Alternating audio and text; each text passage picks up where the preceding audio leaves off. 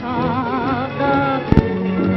Don't take a path, but settle down and look it up.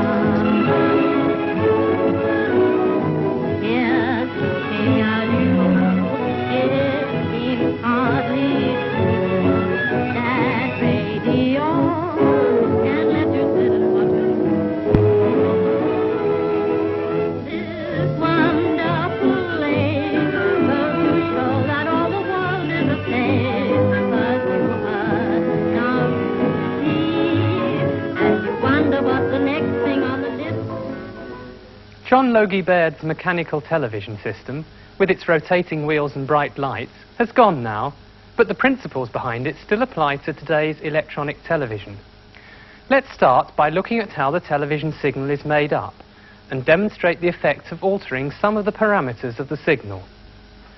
The simplest method of transmitting light is to use a photocell and bulb combination like this.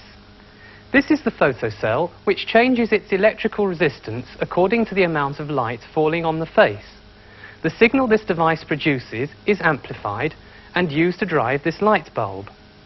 Thus, if I shine a torch onto the photocell, the light comes on. And if I cover it up, the light goes off. If I now arrange for the light from this studio to be focused onto the photocell with this lens, then the brilliance of the light bulb represents the average light intensity of the light in the studio. So if I walk across the set with a white coat on, the light bulb glows brighter. And if I put on a dark coat, the light bulb glows dimmer, as you can see. Clearly this is not television, but if we could divide the picture up into very small sections and transmit the light intensity of each section, then perhaps we can create a picture at the receiving end.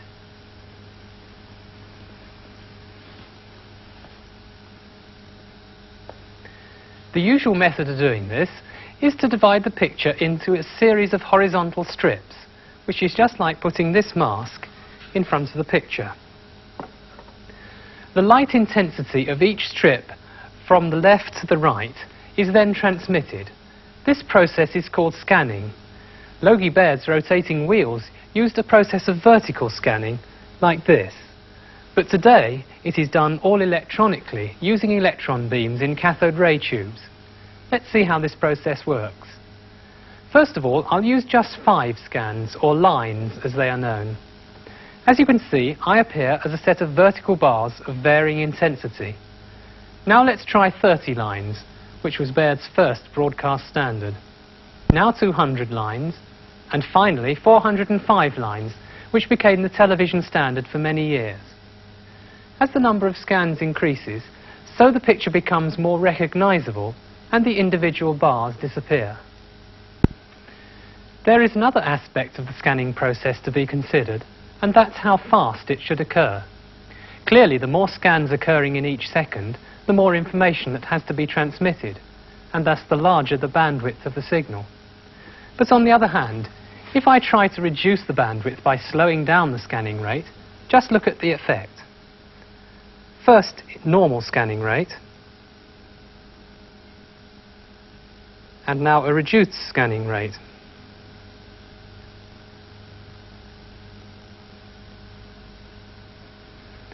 So the rate used is such that normal movement appears natural. The bandwidth of the signal also depends on the required horizontal resolution, since the higher the horizontal definition, the higher the signal frequencies. I can show you this in reverse by reducing the bandwidth of the signal reaching your television. As I do so, the vertical edges of the picture become blurred, but the horizontal edges do not change, because the number of line scans in the signal is not changing. Again, the resolution is chosen such as to give an acceptable picture, and thus the bandwidth is minimized. I can show you on this oscilloscope what the signal from this scanning process looks like. This is known as the video signal. This instrument displays the amplitude of the signal, or in our case the light intensity on the vertical scale, against time on the horizontal scale. The oscilloscope is showing the signal from each line of the picture you are seeing in the background. Notice how the amplitude of the signal varies with the picture content. Between each line scan, the video signal contains these special sections called line synchronizing pulses. These parts of the signal provide the synchronizing information so that the scanning processes in your television can be kept in step with the scanning in the camera. By increasing the time scale of the horizontal axis on the oscilloscope, I can show you here a special set of these synchronizing pulses which indicate the end of a complete scan of the picture. This set of pulses is known as the field synchronizing interval, and again, it is used in your television to keep the scanning processes in step. I can also show you the signal in terms of its frequency spectrum. This device is called a spectrum analyzer, and it shows frequency on the horizontal scale, each division representing 1 megahertz, and amplitude on the vertical scale. As you can see, the frequency components of the video signal extend up to about 5 megahertz. And we can see the FM carrier above the top, which is used to carry the sound signal. So far, we've only looked at the intensity of the light, which of course results in a black and white or monochrome picture. For colour, we need to provide not only light intensity, but colour or hue as well. Any colour can be produced by suitable combinations of red, green and blue. So, in a colour television camera, the picture is split using lenses and colour filters into its red component, its green component and its blue component. Each of these components is focused onto an ordinary monochrome camera tube, and thus the 3 colour signals are produced. One of the important aspects of moving to a colour system from black and white is that it should be compatible. That's to say, black and white televisions must be able to display a good monochrome picture when fed with a colour signal, and colour televisions must be able to display monochrome pictures from a monochrome signal, such as we have just looked at. So, to preserve compatibility, suitable proportions of the 3 colour signals are added to produce a monochrome signal, and the colour information is contained in 2 colour difference signals. This is a test signal known as colour bars, and inset are the oscilloscope and spectrum analyzer displays of the colour bar signal. If I switch off the colour difference signals, we are left with a monochrome picture with shades of grey. If I now switch off this monochrome signal and switch on the colour difference signals, you can see what the colour information looks like. So that the colour information does not interfere with the monochrome signal, it is amplitude modulated onto a carrier located near the top of the frequency band of the video signal, as we saw in the spectrum analyzer display of the colour bar signal. Since this colour information is still in the video band, we can expect to get some interference effects, and the most noticeable of these occurs when the monochrome signal is interpreted in the television receiver as part of the colour information. This occurs when the picture contains a set of closely spaced vertical bars, such as this stripy jacket. As the camera pulls out from me, at a certain point, the video signal that the stripes produce are interpreted as colour information, and you will now see the jacket has changed colour to a sort of shimmering effect. This is known as cross colour.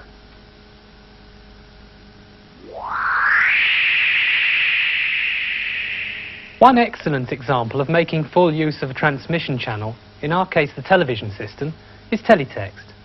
Earlier, I showed you this oscilloscope trace of the field sync interval in the picture of the galloping horse. If you look closely at the lines after this interval, you can see a few scan lines which contain no video information. These are lines above the top edge of the screen, and some of them are used to carry the teletext signal. Change the signal on the scope from our horse to the sort of signal you receive on your television at home, and you can see that teletext data. And this is the picture that gives that particular trace. By shifting it downwards, you can actually see the teletext data. The flashing dots contain a series of binary codes, which can be decoded in the right sort of set to provide the teletext display. In this case, the BBC's CFAX service. One of the most important aspects of the Ceefax operation is its ability to provide a fast, up-to-date news service. Information comes in from the various national and international agencies, and it's compiled by the Ceefax news editor to create the teletext news pages, in this case, new unemployment statistics. Within minutes, the new page is being transmitted. The travel service broadcast on Ceefax includes British Airways flight information.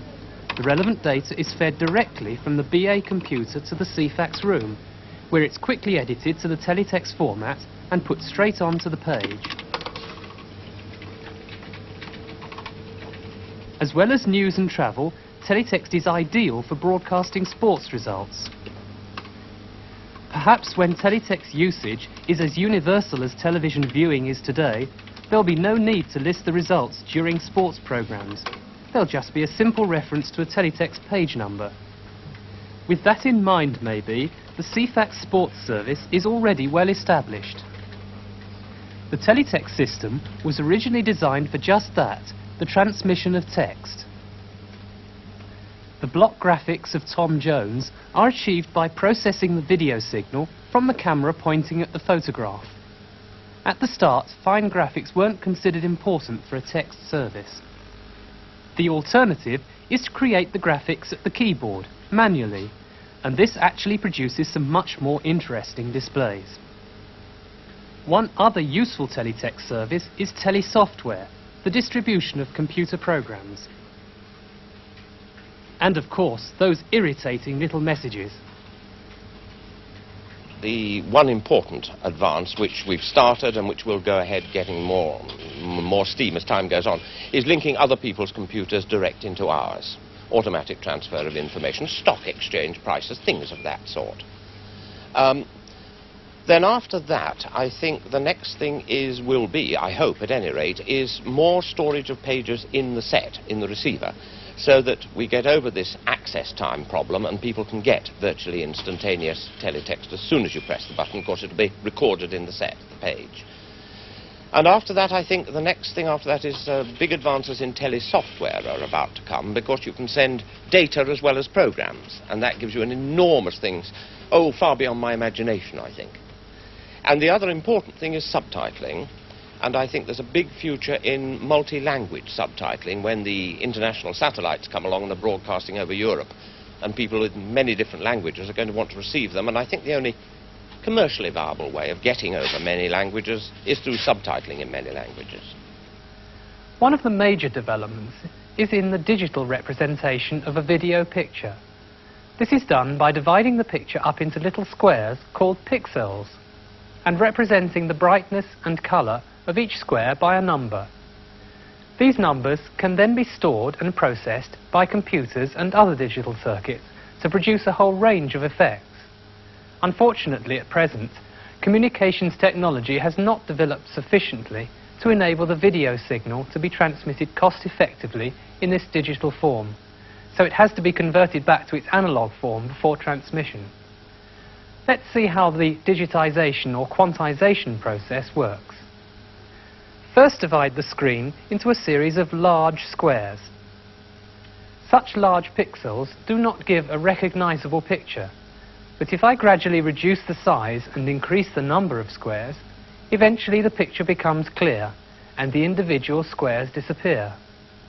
Once the picture is in this digital form, it can easily be processed by computers and other digital devices to produce a whole range of effects.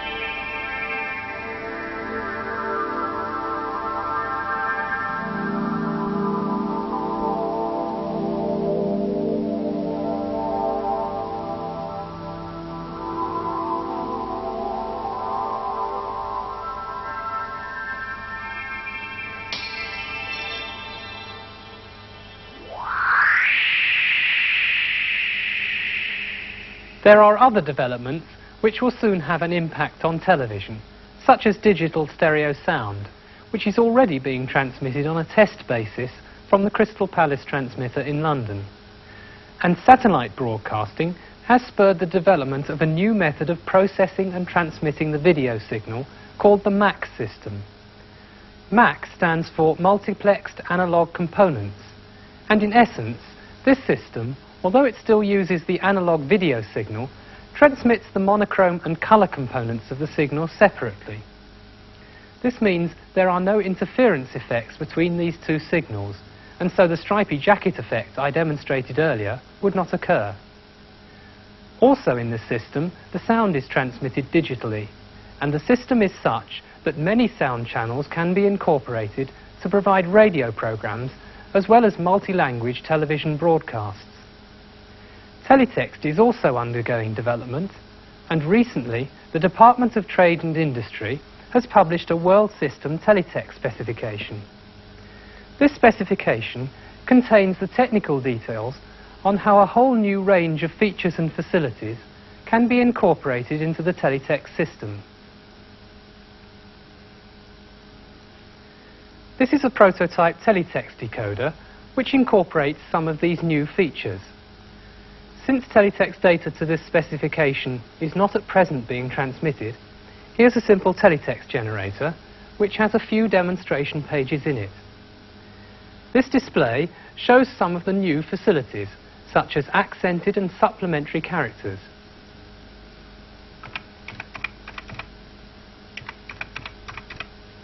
And this display shows new facilities such as double size and double width characters, full screen colours, and also redefinition of the colours.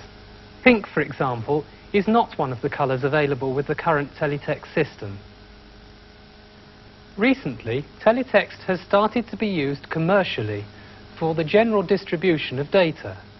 In this application, the broadcasters act as a carrier of data, which is supplied by a third party. This is in its infancy at the moment, and there are still certain legal problems to be sorted out. But both the BBC and the IBA have such a service.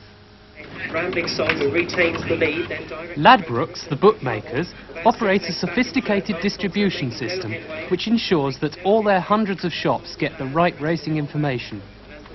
As well as satellite channels and even old-fashioned telephone lines, they use teletext to carry much of what the punters want.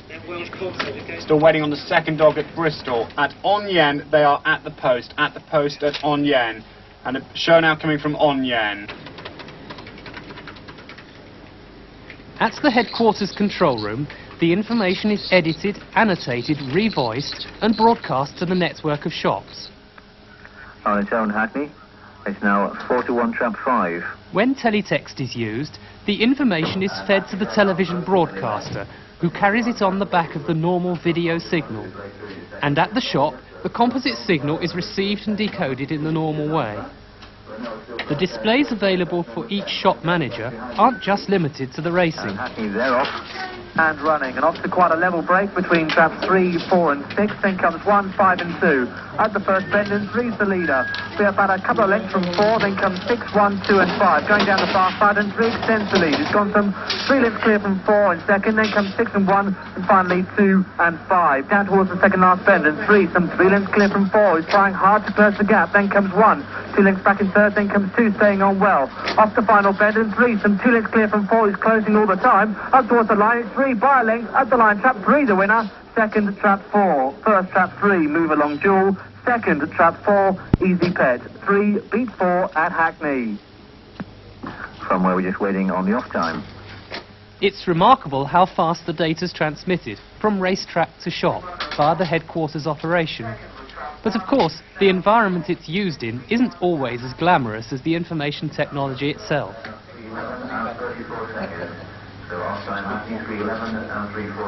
None of